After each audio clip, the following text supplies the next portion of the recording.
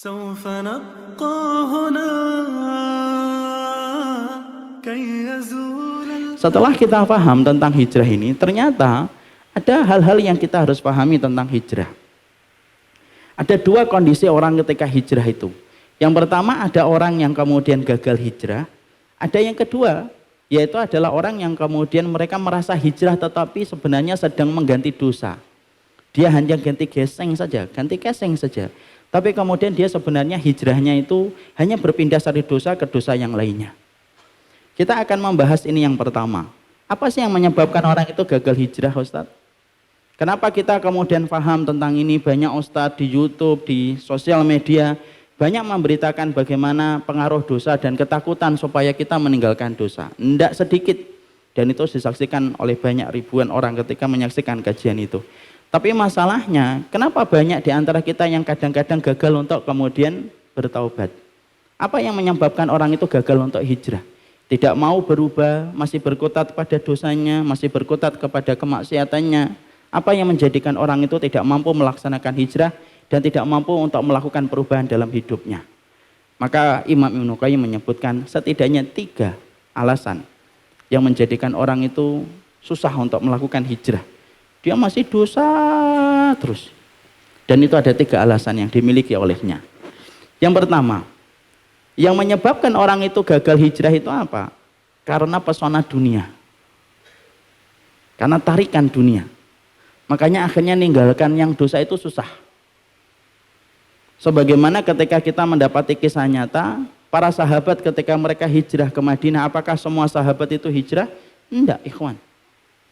Ada beberapa sahabat yang kemudian mereka itu tidak hijrah. Dia tetap bertahan di kota Mekah. Lalu kemudian mereka mempunyai strategi. Memperlihatkan kesyirikan. Tetapi hatinya beriman kepada Allah dan Rasulnya. Kenapa mereka tidak hijrah? Disebutkan di dalam surat An-Nisa 197 sampai 200. Ada orang-orang ketika mereka tidak mau hijrah. Imam Ibnu Katsir itu berkata. Karena mereka tarikan dunianya lebih kuat. Mereka begitu keberatan ketika harus meninggalkan rumah mereka. Harus meninggalkan komunitas mereka, tempat sejarah mereka dari kecil sampai mereka besar, kemudian disuruh untuk pindah ke satu tempat yang baru yang tidak pernah mereka ketahui. Di sana nanti kerja apa? Di sana nanti saya punya rumah di mana? Dan di sana nanti saya ketemu siapa?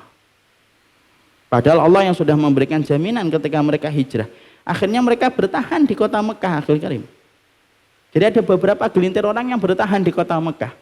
Setelah mereka bertahan di kota Mekah, supaya mereka tidak disiksa ketika sebagian sahabat sudah hijrah, mereka menggunakan strategi dan manuver. Dia perlihatkan kesyirikan, dia simpan keimanan. Berbeda dengan orang munafik. Orang munafik itu dia perlihatkan keimanan, tapi dia simpan kekufuran di dalam hatinya. Kenapa mereka melakukan itu? Supaya mereka tidak disiksa. Karena mereka sudah ditinggalkan oleh teman-teman mereka. Mereka bertahan itu di Mekah itu. Dan ketika mereka bertahan sampai terjadinya peperangan. Ada peperangan yang terjadi. Dan ketika terjadi peperangan, maka mereka ikut. Karena mereka terpaksa. Akhirnya mereka menjadi bagian dari tentara musyrikun. Sampai kemudian akhirnya mereka berperang melawan kaum muslimin dan para sahabat mereka sendiri di peperangan itu. Dan akhirnya meninggal. Tapi bukan di barisan kaum muslimin, tetapi meninggalnya di barisan musyrikun. Innal ladzina tawaffahumul malaikatu dzalimi anfusihim qalu fima kuntum qalu kunna mustad'afina fil ardi qalu alam takun ardullahi wasi'atan fatuhajiru fiha. Ada orang-orang yang diceritakan oleh Allah dalam surat An-Nisa 197. Ada orang-orang yang mereka diwafatkan oleh para malaikat dalam keadaan mereka mendolimi diri mereka sendiri. Kemudian malaikat itu murka ketika menyambut roh mereka. Lalu kemudian malaikat itu berkata, fima kuntum, kalian ini dari mana? Ngapain kalian di barisan kaum musyrikin? Orang itu ruhnya berkata di hadapan para malaikat, kunna mustad'afina fil ardi. Kami orang yang lemah, kami terpaksa berperang ketika melawan para sahabat, kami kemudian di barisan musyrikun. Dan ternyata dijawab sama Imam Ibnu Katsir, yang menjadikan mereka berat untuk meninggalkan Mekah saat itu adalah satu, pesona dunia dan tarikan dunia. Makanya yang pertama, orang itu kalau kita mendapati ada teman kita susah untuk hijrah, biasanya itu alasan yang pertama yang mereka miliki adalah ya pengaruh dunia. Susah untuk meninggalkan tarikan dunia. Makanya berapa banyak wanita yang membuka auratnya, susah untuk menutup auratnya karena iming-iming dunia. Ada teman-teman kita yang akhirnya susah untuk meninggalkan yang haram dan syubhat itu karena tarikan dunia. Karena apa? Tidak ada penipu yang paling ulung dalam kehidupan orang yang beriman kecuali adalah dunia. Penipu yang paling ulung itu dunia. Makanya akhirnya orang itu susah untuk hijrah. Kenapa? Ketika harapannya dia masih merangkai banyak keinginan untuk masalah dunia, itulah yang menjadikan akhirnya susah saudara-saudara kita untuk hijrah, menikmati jalan ketaatan dan jalan keimanan ketika orang itu masih ingin untuk mendapatkan dunia, walaupun itu dengan cara yang haram. Dia tetap berkumpul pada itu, padahal dunia itu Masya Allah menipu, ikhwan. Kita kan tahu ya, kenapa dinamakan dunia? Dinamakan dunia itu karena kata Umar bin Khattab, karena dana'ah wa wasikhah. Dinamakan dunia itu karena kotor dan najis. Tapi dia menipu. Kenapa kita bisa mendapati Umar bin Khattab mengatakan dunia itu menipu? Ikhwan, sesungguhnya Umar bin Khattab itu pernah jalan bersama dengan para sahabatnya. Lalu kemudian mendapatkan tumpukan sampah. Lalu dalam tumpukan sampah itu, maka kemudian sahabat-sahabatnya Umar itu nutup hidungnya. Kemudian Umar bin Khattab itu bingung, kenapa kalian tutup hidung kalian? Hadihi dunyakum allati tahrusuna 'alaiha. Ini loh dunia yang kamu cari-cari itu setiap waktunya itu ini. Sembari telunjuknya Umar bin Khattab mengarah kepada tumpukan sampah yang dia tunjuk itu. Kenapa? Dunia itu kotor dan najis, tapi ternyata dia menipu. Mungkin ada yang bertanya, kenapa bisa dikatakan dunia itu kotor dan nipu ya Ustadz? Dan najis ya? Karena nanti kalau dibandingkan surga, dunia itu kotor dan najis. Kita akan tahu kotornya dunia kalau sudah naik tingkat, yaitu menuju kepada surga. Sama kayak kita, dulu kalau kita kecil, mainan yang kita senengin itu apa sih? Mobil-mobilan, kelereng. Kita rela itu kalau pingin punya mainan itu, minta sama bapak kita, gulung-gulung di depan toko hanya untuk mendapatkan itu. Sampai di rumah dijaga kelerengnya, dibersihkan, mobil dibersihkan. Kalau akhwat itu biasanya alat masak-masakan. Itu paling berharga. Tapi setelah kita dewasa, berharga atau tidak? Enggak. Coba kalau kita sekarang ngeliatin kelereng. Ya Allah, cuma gini doang. Sekarang yang lebih penting apa? Sertifikat dan BPKB. Itu yang lebih penting. Kenapa sekarang kita merasa bahwasanya dunia cuma gitu doang, cuma kelereng, cuma kemudian alat masak? Karena kita sudah naik ke tingkatan yang lebih tinggi. Sama.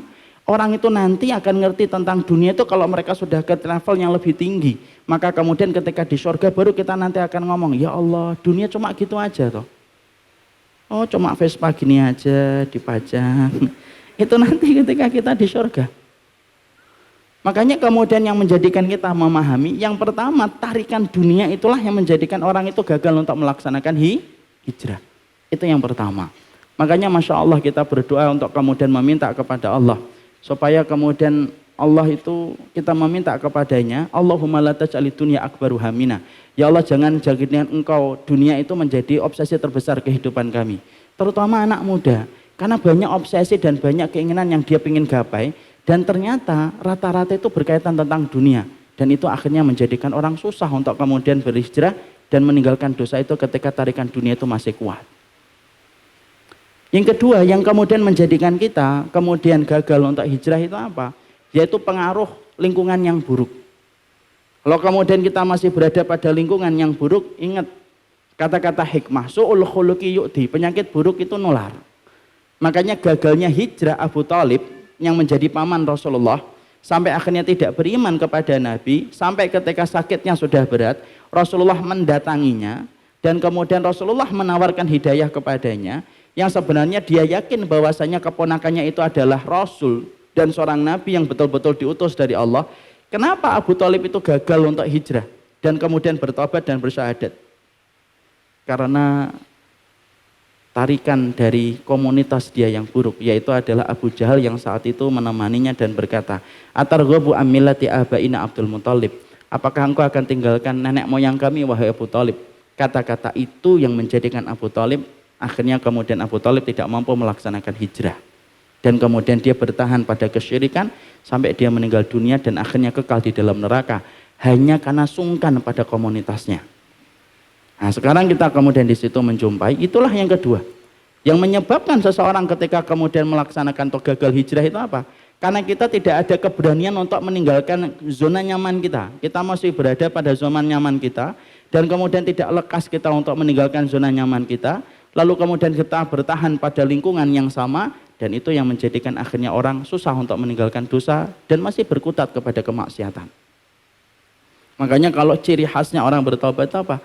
Harus siap untuk meninggalkan komunitas yang lama dan harus mengganti dengan komunitas yang baru. Persis sebagaimana kisah pembunuh 100 nyawa ketika meninggalkan kampung durjana menuju kampung orang yang solih.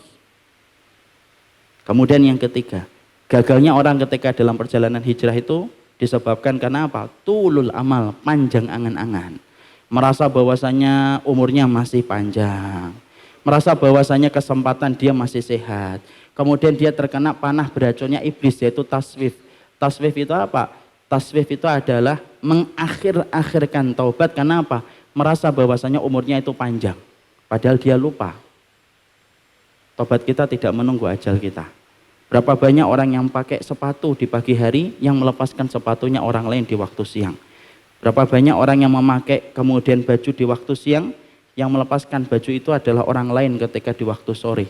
Berapa banyak orang yang pakai topi di waktu sore, ternyata yang melepaskan topi itu adalah orang lain di waktu malam. Kenapa? Karena sesungguhnya kematian sesuatu yang tidak pernah diduga. Tapi karena orang itu tulul amal, panjang angan-angan, akhirnya dia terkena taswif. Taswif itu apa? Takjilut taubah. Sudahlah tobatnya nanti. Kalau saya sudah punya anak 1, baru saya pakai jilbab. Tobatnya nanti kalau saya sudah pensiun, umurnya sudah 50, nanti baru kemudian nanti datang ke masjid. Tobatnya nanti kalau 35, karena sudah menikmati dosa sudah cukup kenyang. Dan akhirnya mereka panjang angan, dan akhirnya kemudian mereka selalu mengundurkan, dan sampai kemudian dia tidak mendapatkan kesempatan itu datang kembali ketika ajal datang kepadanya tanpa ia duga. Disitulah kita memahami, itulah 3 perkara yang menjadikan orang itu gagal hijrah. لا توافي شكرهن لا تجاوز العدم